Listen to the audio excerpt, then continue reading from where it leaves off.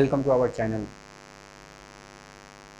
तो आज हम लोग डिस्कस करने वाले हैं या कुछ एलोबरेट करने वाले हैं पाइथन की फंक्शन से जुड़ी हुई कुछ बातें। तो फंक्शन की डेफिनेशन ऑलरेडी मैं बता चुका हूँ लास्ट वीडियो में। तो आज हम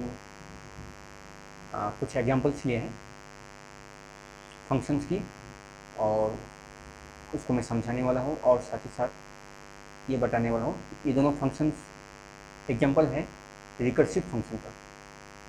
तो एक्चुअली पाइथन की रिकर्सिव फंक्शन के बारे में हम यहाँ पर दो एग्जांपल्स लेकर समझेंगे वो क्या रहा है। तो पहला हम एग्जांपल लेते हैं LCM, how to find out LCM using function of recursive function में रिकर्सिव फंक्शन का इस्तेमाल करके हम एलसीएम कैसे निकाल सकते हैं और उसी तरह से हम लोग HCF भी निकालेंगे रिकर्सिव फंक्शन का इस्तेमाल करके। तो पहले तो ये समझ लेते हैं रिकर्सिव होता क्या है। रिकर्सिव का लिटरल मीनिंग हो गया रीअकरेंस, बार बार किसी चीज़ को दोहराना। तो चलिए हम एलसीएम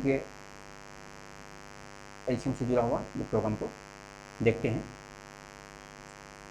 तो फिलहाल मैं आपको यहाँ से दिखाता हूँ। हम यूजर से एक नंबर ले रहे हैं, एंटर द फर्स्ट नंबर जो घुस गया किसमें एक्स नाम का एक वेरिएबल के अंदर स्टोर हो गया। उसी तरह से एंटर द सेकेंड नंबर, वो भी स्टोर हो गया वाई नाम का वेरिएबल में। अब इन दोनों नंबरों में से जो बड़ा है उसको हम लार्जेस्ट नाम का एक वेरिएबल के अंदर स्टोर कर दिए। मतलब अगर एक्स बड़ा है तो बड़ा नंबर लार्जेस्ट नाम का वेरिएबल में घुस गया, वरना अगर वाई बड़ा है तो वाई लार्जेस्ट नंबर का वेरिएबल में घुस जाएगा। तो हम अपने फंक्शन में आर्गूमेंट डालकर इस आर्गूमेंट को हम पास कर रहे हैं।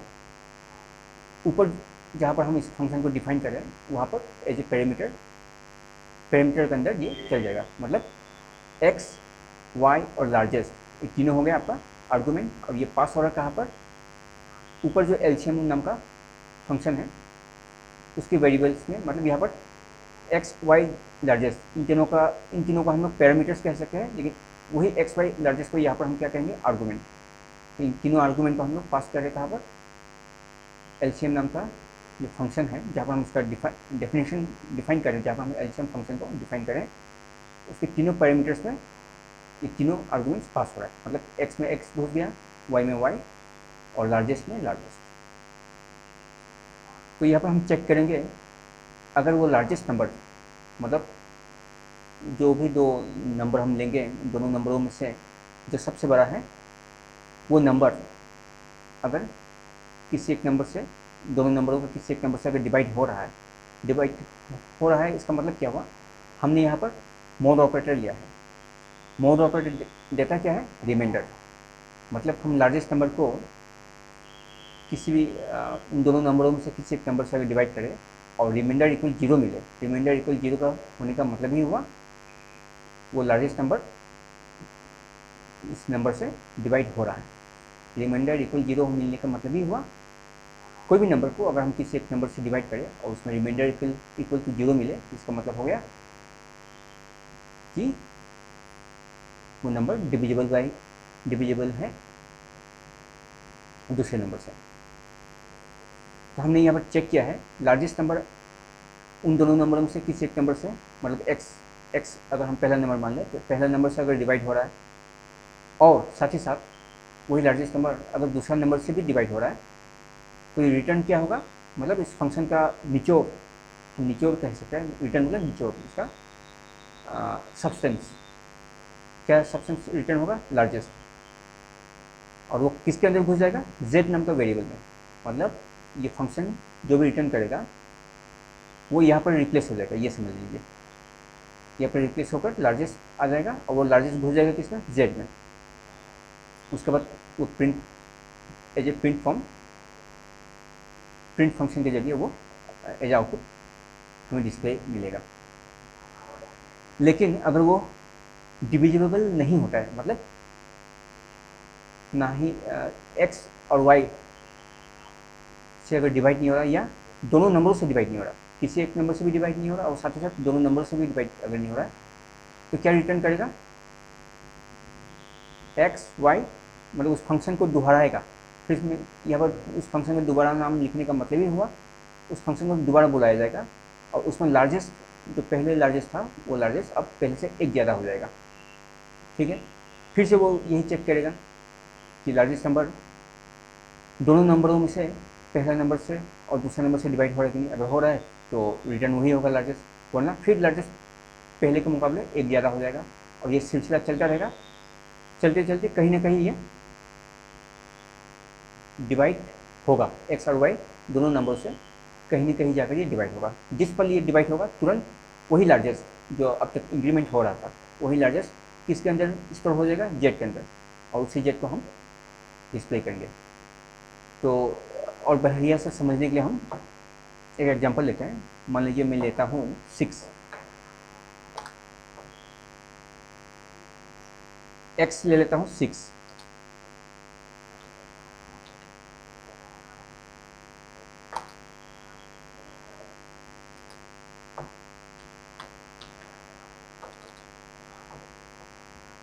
और y ले लेता हूँ 8, x ले लेता हूँ 6,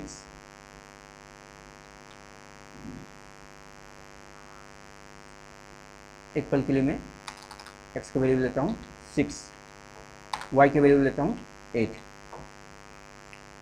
अब ये 6 और 8 और इन दोनों में लार्जेस्ट कौन सा है इसको भी हम देख लेते हैं। लार्जेस्ट है 8। अब इन तीनों वेरिएबल्स को हम फंक्शन में एज ए आर्गूमेंट पास कर रहे हैं। कहाँ पर, जहाँ पर मेरा फंक्शन डिफाइन हो रहा है। तो वहाँ पर अगर मैं पास करूँगा तो वहाँ पर भी सेम यही नंबर घुसेगा, मतलब x की जगह 6, y की जगह 8, लार्जेस्ट की जगह 8।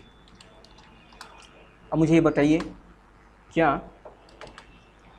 8, अगर हम ये चेक करें 8 6 से डिवाइड हो रहा है और 8 8 से डिवाइड हो रहा है,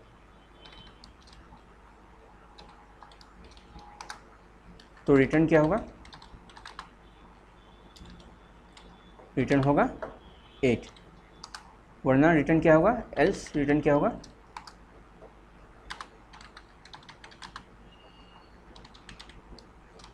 6, 8, 8 + 1 मतलब 9, क्योंकि लार्जेस्ट की जगह हम लोग क्या लिखने वाले हैं एल्स पार्ट में, लार्जेस्ट +1 मतलब 8 + 1 हो जाएगा।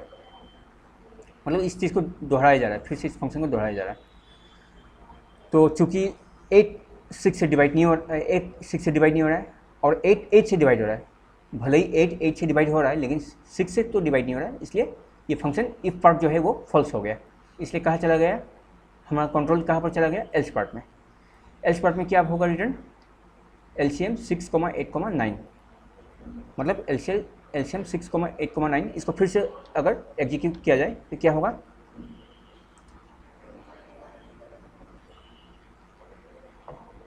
क्या होगा, हम क्या चेक करके देखे थे, क्या 8 6 से डिवाइड हो रहा है कि नहीं। मतलब इस पर हम क्या चेक करेंगे, क्या 9 6 से डिवाइड हो रहा है कि नहीं, 9 6 से डिवाइड हो रहा है कि नहीं, ये हम चेक करेंगे कि 9 6 से डिवाइड, और साथ ही साथ 9 8 से डिवाइड हो रहा है कि नहीं, दोनों चेक करेंगे हम, दोनों में फुलफिल होना पड़ेगा। अगर हो रहा है तो ये आउटपुट क्या देगा, रिटर्न क्या करेगा 9, एल्स क्या रिटर्न करेगा, एलसीएम 6, 8, 10, फिर से लार्जेस्ट पहले से एक ज़्यादा हो गया। तो देखिए ये सिलसिला चलता रहेगा। इस बार भी ये इफ पार्ट फॉल्स है, क्यों, ना ही 6 से 9 डिवाइड हो रहा है ना ही 8 से 9 डिवाइड हो रहा है, तो ये पार्ट फॉल्स हो गया। इसलिए ये हमारा कंट्रोल कहाँ पर चला जाएगा, एल्स पार्ट में, और ये सिलसिला चलता रहेगा। तो इस तरह से 10 के बाद 11, 11 के बाद 12, 13, 14, 15, लास्ट 24 यानी 24 नंबर 24 पर हम ये चीज़ देख सकते हैं कि 10 जो लार्जेस्ट नंबर था ये इंक्रीमेंट होते होते आखिर बार जब 24 तक पहुँचेगा, 24 तक पहुँचने पर क्या होगा, हम वहाँ पर ये देख पाएंगे कि 24 6 से भी डिवाइड हो रहा है एंड यही 24 8 से भी डिवाइड हो रहा है। मतलब हमारा कंडीशन इफ़ वाला पार्ट यहाँ पर ट्रू हो रहा है। अगर इफ़ पार्ट यहाँ पर ट्रू हो रहा है तो क्या रिटर्न करेगा, 24। इफ़ पार्ट ट्रू होने पर लार्जेस्ट नंबर को ही रिटर्न किया जाता है ना, तो यहाँ पर भी इफ़ पार्ट ट्रू हो रहा है, इसलिए क्या रिटर्न करेगा, हमें क्या रिटर्न करेगा, 24। तो देखिए 24 ही एक्चुअली क्या है, एलसीएम है। ओके, तो रिकर्सिव फंक्शन के जरिए हमने एलसीएम निकालना सीखा और इसी तरीक़ेकार से हम लोग एचसीएफ भी निकाल सकते हैं। तो एचसीएफ है क्या, हाईएस्ट कॉमन फैक्टर, मतलब वो फैक्टर जिससे हम कोई भी दो गिवन नंबर को डिवाइड कर सकते हैं, लेकिन वो फैक्टरों में से सबसे बड़ा फैक्टर होना पड़ेगा। तो इसमें भी लगभग वही लॉजिक लगाए हम लोग। हम दो नंबर लेते हैं एक्स वाई में और उस एक्स वाई में हम चेक करेंगे सबसे स्मॉलेस्ट कौन सा है। अगर x सबसे छोटा है तो स्मॉलेस्ट में घुस जाएगा x, y सबसे छोटा है तो स्मॉलेस्ट में स्टोर हो जाएगा y। अब as a argument x y और स्मॉलेस्ट तीनों को हम पास करेंगे कहाँ पर, ऊपर जो फंक्शन है एच एफ, जहाँ पर 3 पैरामीटर है, उन तीनों पैरामीटर में एक्स वाई और स्मॉलेस्ट घुस जाएगा। अगर x स्मॉलेस्ट नंबर से डिवाइड हो रहा है और साथ ही साथ y स्मॉलेस्ट नंबर से डिवाइड हो रहा है, ये देखिए एलसीएम की बिल्कुल उल्टा है। एलसीएम में हम क्या कर रहे थे, लार्जेस्ट नंबर को डिवाइड कर रहे थे, इसमें हम स्मॉलेस्ट नंबर से डिवाइड करेंगे।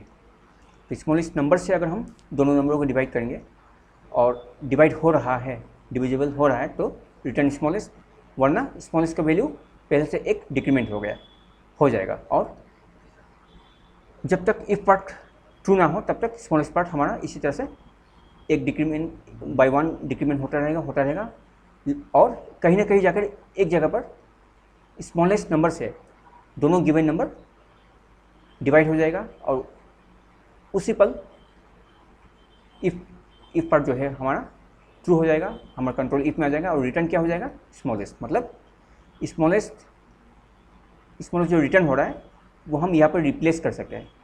जो भी रिटर्न होता है वो एक्चुअली यहाँ पर रिप्लेस होता है, वो रिप्लेस होकर जेड में घुस गया और उसी जेड को हम एज आउटपुट प्रिंट के जरिए हम डिस्प्ले करें। तो आई होप यहाँ तक आप लोगों को समझ में आ गया होगा। आपको अगर ये वीडियो अच्छा लगे तो लाइक, शेयर और सब्सक्राइब जरूर कीजिएगा। Thank you very much.